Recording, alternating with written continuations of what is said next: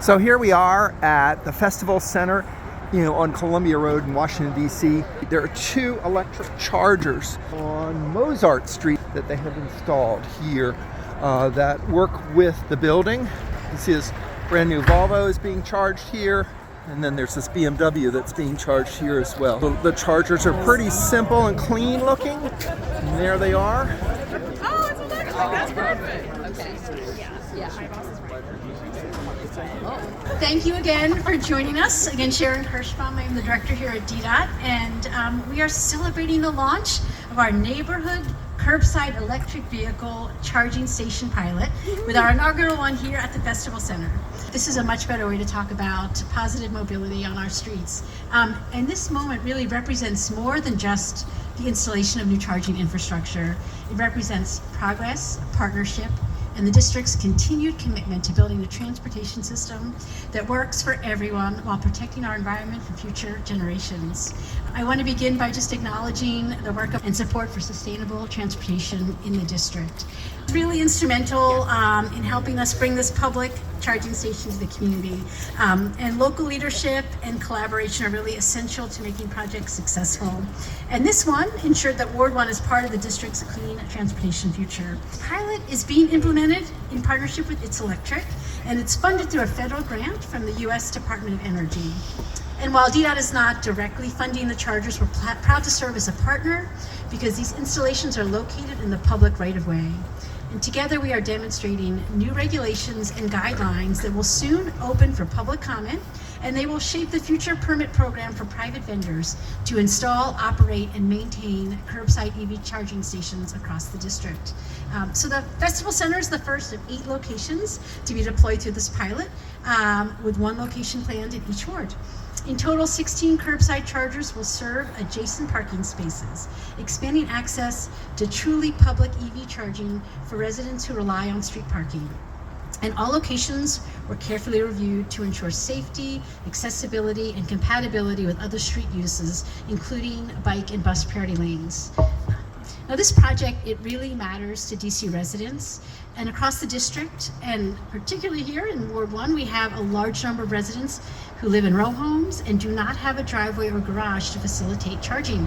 We know that accessing a charging station is really pivotal to removing a key barrier to EV adoption. And by placing level 2 chargers at the curb, we make it easier for residents to choose zero-emission vehicles while supporting long-term residential and mixed-use parking needs. Leadership and dedication brought this project from concept to reality. So thank you for that. And as we look ahead, the remaining 7 locations are planned for installation in the coming months. We're excited to continue expanding access to reliable, publicly accessible EV charging across the district. And this pilot is a critical step forward, not just for clean transportation, but for healthier air, stronger neighborhoods, and a more equitable future for district residents. You're going to now hear from my esteemed colleague, the DOE Director, Richard Jackson. Thank you. Good afternoon, everybody. So this is like my 2nd or 3rd ribbon cutting for an EV station. And the main thing about it is it gives us an opportunity to provide a service back to the community. And that's what DC government is supposed to be all about. This is important because as we transition, all these things, EVs and a lot of the other projects we do, requires that partnership in order for it to happen. Again, one point about it is DC government, of course we're not perfect, but we still try to bring what we can to the community so that we can make it happen for all of you. But as you guys having charging stations so that you can accomplish what you need to accomplish in your lives and be able to move this forward. Again, nothing about being perfect, but it's about serving and being a part of what the residents need for their community, need for yourselves. And hopefully these stations will provide that benefit to you as a community. And I look forward to you guys utilizing them and for them to keep working strong, and we'll just keep it moving forward. But again, thank you, and I want to thank my team and all the workers that actually do this. Because if it wasn't for the teams that we and DDOT have together, this work wouldn't really get done, right? The hard work is done by the boots on the ground and my team and the DDOT's team. So again, to them, thank you for the work you put in to make this happen. And I hope you're able to enjoy the stations, and anything we can do, just keep it coming. We take advantage of the stations, and we'll just continue to grow it across the district. So thanks. Amber Perry, I'm the region president for PepCo. This is certainly a wonderful partnership with DDOT, DOEE, Festival Center, and It's Electric. And these bags are beautiful, by the way. PepCo is committed to supporting the district, our customers, and local businesses in achieving the goals for a cleaner and healthier city. The district has established nation-leading goals around decarbonization, and we are a partner in helping to achieve those goals. Electric vehicles are an effective way to lower expenses and support cleaner air in local communities. In 2020, the DC Public Service Commission approved PepCo to implement 5 programs. These initiatives have enabled PepCo to inform and work alongside residential, commercial, and industrial customers, bus operators like WMATA, and taxi companies. Together, we've deployed new charging stations and provided incentives to make more affordable infrastructure that's really necessary for our customers and for utility upgrades in the area. Over the course of this program, PepCo has facilitated the installation of 37 level 2 chargers, 13 DC fast chargers, and provided more than $800,000 in incentives to reduce the installation of very, very important. It is real when we think about range anxiety, and so these plugins are really going to help this community for those that really embrace electric vehicles in this area. I am so honored to join others today to support this deployment of charging stations, which are extremely critical to our residents, as mentioned earlier, and certainly want to extend, my thank you to Festival House in investing in these EVs. I want to also say a special thank you to the folks at PepCo. My team, many teams are here at PepCo representing today, so thank you for that. We've certainly worked very hard. It certainly has been a very, very collaborative effort across the organizations that I mentioned earlier. And really just that collaboration with DOEE, DDOT, and It's Electric. These installations are very critical to our city. Many of these chargers are actually going to be eligible for about a $14,000 reimbursement incentive, which is great right now when everyone is very focused on clean energy, but also focused on affordability. So again, I'm certainly excited to continue our partnership with the district, its agencies, and innovative vendors like It's Electric. Also making it easier for DC residents and customers to lease or buy EVs and support a healthier, cleaner district. Thank you all. Thank you. Festival Center, the Executive Director, Bill Mefford. Good afternoon. Welcome to near the Festival Center. That's right. Good timing. Since the Festival Center first opened our doors in 1989, we've been committed to supporting the local community, both in Adams Morgan specifically and more broadly all of DC. We are a faith-based community center, welcoming and working alongside 50 nonprofits, all committed to participate in the struggle for the common good. Partnership is one of our core values, so it is really exciting to partner for a second time with DDOT in one of their pilot projects. We also have a cabinet for e-bike, the battery swaps in our parking lot. So when It's Electric first reached out to us about this collaboration with DDOT, I was excited to learn more. Many of the organizations based in the Festival Center, because we're nonprofits, we are attuned to being innovative. So we were all over this. This is kind of who we are. Our community wants clean air, quiet transportation, and a fossil-free future. That's right. It's Electric's business model, where we share in the revenue the chargers make, also means that we can reinvest the revenue that we receive from these 2 chargers back into our other initiatives. A couple of those initiatives, one of them is we support through fiscal sponsorship over 20 organizations, 20 nonprofits that are very small that couldn't exist outside of being fiscally sponsored. This is helping supplement that.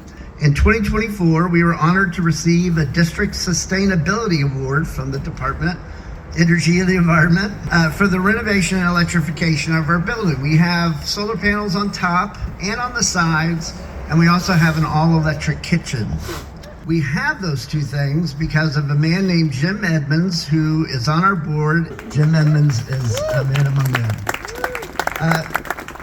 So this included the installation. It's over 100 panels on the roof. This means that not only are we electrifying transportation here, but we are doing it with clean solar-powered energy. This partnership with It's Electric and DDOT is a further example of our unwavering commitment to environmental justice. We are thrilled to extend our commitment to our community all the way to the curb, and I'm so glad that y'all are here. Thank you. I'm pleased to introduce from It's Electric, the Director of Public Affairs, Shannon Delaney. All right. Thank you so much, everyone, and good afternoon, and thank you again for coming out, especially in the cold. DC taught me something early.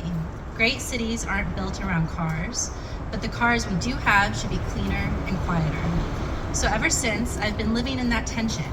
Fewer cars, but better cars. And ideally, no need to circle your city looking for a place to charge. Which makes projects like ours pretty exciting. These chargers represent exactly the kind of thoughtful, curbside infrastructure cities need. Convenient, affordable, and right where people already park. And it wouldn't be here without DDOT and DOEE being willing to try something new. You all consistently lean into smart pilots and creative partnerships, and we're very grateful.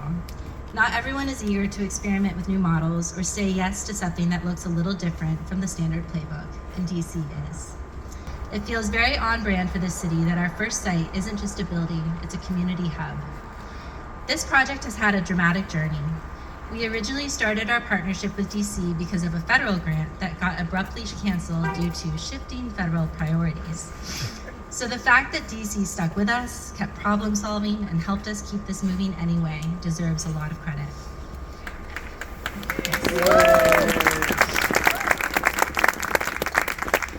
And honestly, if any city understands how to keep delivering even when the federal picture gets unpredictable, it's DC.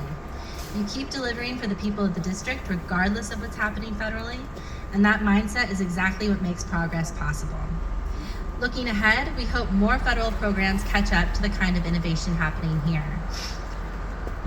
As we think about the highway bill, it would be great to see funding like CFI and NEVI fully open to innovative right-of-way solutions like this one, because curbside charging is how we make EVs work for everyone, not just people with garages.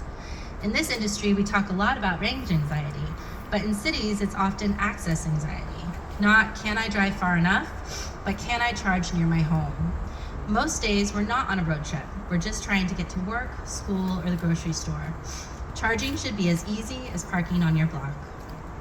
At the end of the day, it's two small pieces of hardware, but these chargers represent a pretty big shift in how we think about using our streets and public space. I'm really glad my DC chapter gets a little sequel with this project. Thanks so much for welcoming us back. It feels like coming home. Thank you.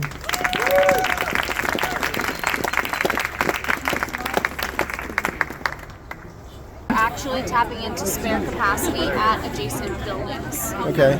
The way it shakes out for how we pay for that energy is we typically try to install a dedicated meter in the building, in their existing electrical room, off of their existing incoming power.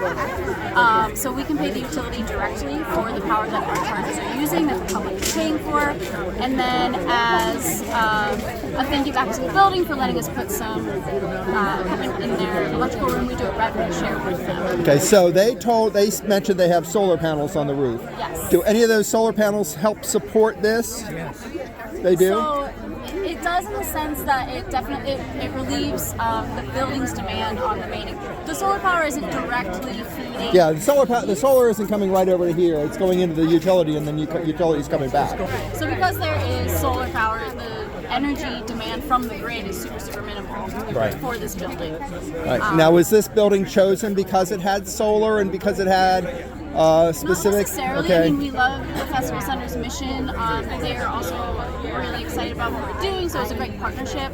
But as far as what we look for in a building, it's a building that has that spare capacity, that has electric room that's kind of close to the curb, and that's about it. Power is going down. You obviously had to kind of go from underneath here over to that one, and then over to the one over there as well. Yep. Who paid for all of this? It's electric pays for all of Okay. this. Yep. And then what is the relationship with the building owner? Or, So we get part of the revenue. In other words, when the person plugs into the system, they're paying 52 cents a kilowatt hour right. for charging. About 30 some odd cents goes to Pepco, a portion that comes to the Festival Center, and the rest goes to its electric. It's electric handles everything. We will install these at no cost to the cities, no cost to the property owners. We do the dedicated meter so that they never have to see a bill for the energy that's being used there. We pay for that. Okay. And then the paperwork that you see is just us sending them a check every quarter or so. That is their partnership. So there's no like reimbursement structure. So they're looking at it as a revenue source. Correct. That's what That Bill said this morning. it's a revenue source that's coming in through there. What was the original cost to you guys to get? Was there any cost at all? So did you bore all the costs for like the public access stuff and the permits and everything else? We deal with the permits. We work with local electricians. We pay for all of that. Okay, so how long from the decision point when you guys heard about this and made the decision to yes, go with it, how long did that take to today? Yeah, when It was very fast. yeah, a few months. Okay. It's fast in DC with DC permits? Believe it or not, yes, believe it or not. And a lot of that is attributed to the fact that we didn't have to do a new connection to the grid. Right. We were able to rely on this existing. Because they had a solid grid point here. Exactly, Okay. yeah. Yep. And where are the next? Where are the other 6 locations going to be? So the pilot, there's going to be one in each ward. Right. Do we have those locations yet? We're searching still for some sites. Some are in the pipeline. Is there any this is the first one. that are already under construction Not now? quite yet.